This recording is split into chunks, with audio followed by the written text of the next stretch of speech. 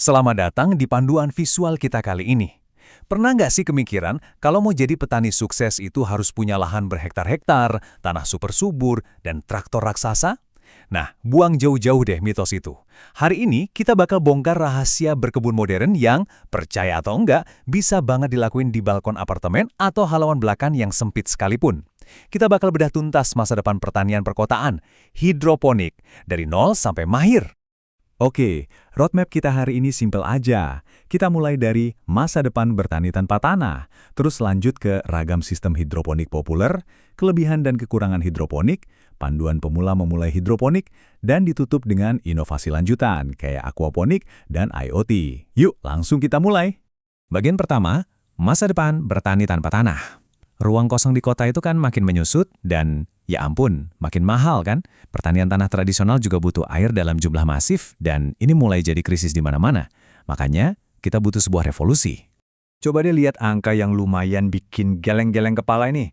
Buat numbuhin 1 kilogram tomat pakai cara konvensional, Anda butuh sekitar 400 liter air. Bayangin, 400 liter. Tapi dengan hidroponik, Anda bisa pangkas kebutuhan itu jadi cuma sekitar 70 liter aja. Gila kan? Kenapa bisa gitu? Karena airnya nggak menguap atau meresap ke tanah tapi terus disirkulasikan dalam sistem tertutup. Ini tuh bener-bener game changer buat masa depan, apalagi di daerah yang rawan kekeringan. Biar kita satu frekuensi, hidroponik itu sebenarnya apa sih? Sederhananya, ini tuh metode nanam tanpa tanah sama sekali. Sebagai gantinya, kita pakai air yang udah diracik dengan nutrisi mineral esensial kayak nitrogen, fosfor, dan kalium. Intinya, kita kayak langsung nyuapin makanan ke mulut akar dalam bentuk cair. Keuntungannya, tanaman makan lebih cepat dan pastinya kita langsung bebas dari hama-hama yang biasanya ngumpet di tanah. Masuk ke bagian 2, ragam sistem hidroponik populer.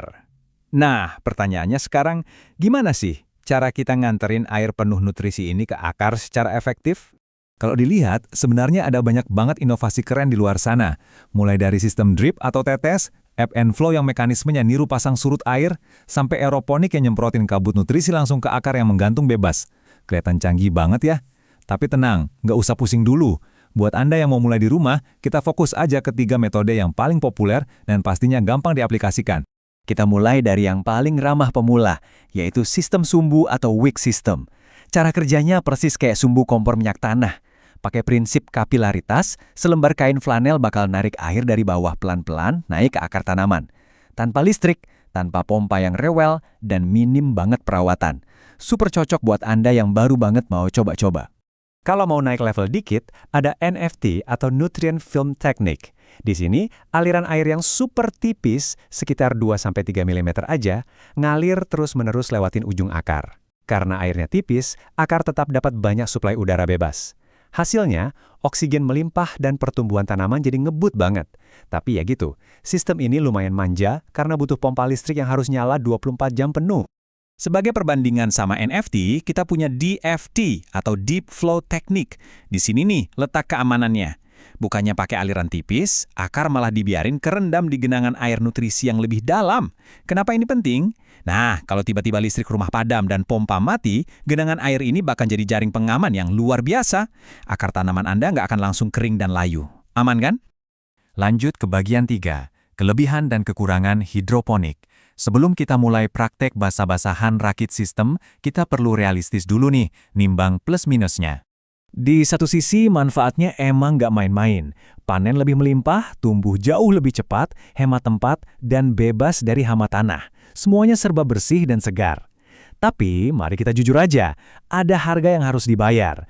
Ada modal awal buat beli perlengkapan dasar, dan buat sistem yang lebih advance, Anda bakal lumayan bergantung sama pasokan listrik, kelancaran pompa air, dan alat pengatur waktu yang harus dicek berkala. Masuk ke bagian 4, panduan pemula memulai hidroponik. Tenang aja, buang jauh-jauh pikiran soal biaya yang mahal tadi. Saya bakal buktiin kalau siapa aja, beneran siapa aja, bisa mulai hidroponik hari ini juga pakai barang-barang di sekitar rumah. Ini dia, alat-alat murah meriah buat bikin sistem sumbu mandiri. Anda cuma butuh botol plastik bekas 1 liter, sedikit rockwool, itu tuh busa berserat buat ngikat air dan ngasih ruang napas buat akar, terus selembar kain flanel, gunting, nutrisi khusus hidroponik namanya AB Mix, dan pastinya benih favorit Anda. Selada atau sawi bisa jadi pilihan karena gampang banget tumbuhnya. Yuk kita rakit bareng-bareng. Pertama, potong rock wool kecil-kecil, bikin lubang dangkal pakai tusuk gigi, terus basahin pakai air. Kedua, masukin 1 atau 2 benih ke lubang itu. Ketiga, potong botol plastiknya jadi 2. Nah, bagian atasnya dibalik kayak corong dan dimasukin ke bagian bawah botol. Jangan lupa pasang kain flanel dari leher botol sampai menjuntai ke bawah. Terakhir, isi bagian bawah botol pakai air nutrisi AB Mix, pastiin flanelnya nyentuh air biar kapilaritasnya jalan. Boom! Anda resmi jadi petani urban sejati. Tapi ingat ya, merakit itu satu hal, merawatnya itu kunci sesungguhnya buat panen sukses. Rahasianya ada 3. Pertama, cek terus pH air di angka 5,5 sampai 6,5. Kenapa harus spesifik banget? Soalnya kalau pH-nya meleset, akar bisa ngalamin nutrien lockout. Ibaratnya mulut mereka terkunci, nggak bisa makan walau nutrisinya penuh pupuk. Kedua, pastikan tanaman dapat sinar matahari pagi 6-8 jam sehari. Dan ketiga, sirkulasi udara harus bagus biar nggak ada penyakit jamur mematikan yang mampir. Terakhir, bagian 5, inovasi lanjutan, aquaponik dan IoT.